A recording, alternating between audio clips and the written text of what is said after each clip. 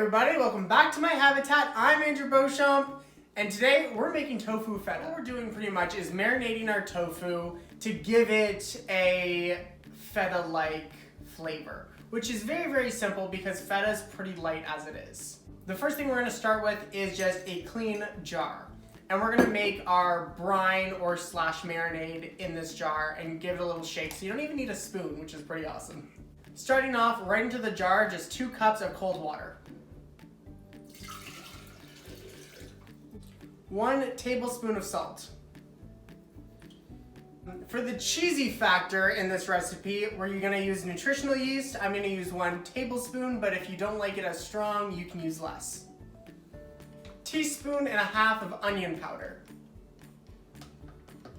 Tablespoon of apple cider vinegar. 2 cups of white vinegar.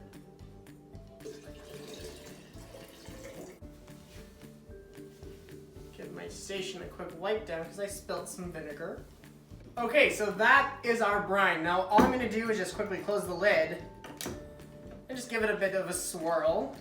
Kind of looks like lemonade right now, but it's not. It's a gross comparison. Now on to the tofu. This is 1 brick of firm tofu. I'm going to cut it into cubes, but you can also just crumble it.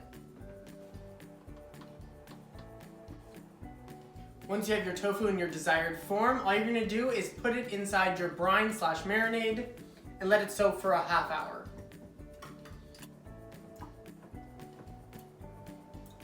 Alright, all I'm going to do now is keep this in the fridge for the next half hour just to let the tofu absorb as much flavor as possible, and then we're going to be back to taste it.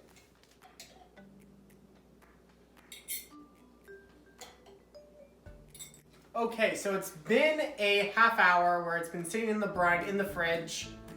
Now let's give it a taste.